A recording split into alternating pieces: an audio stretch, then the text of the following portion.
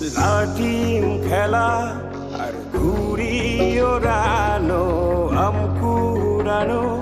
আর পাতা পোড়ানো, ছোট্ট বেলা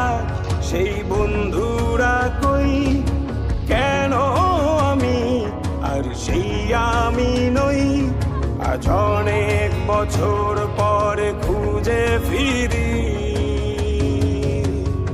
কোথায় আহারে আহারে আহারে শৈশব, কোথায় হারিয়ে গেল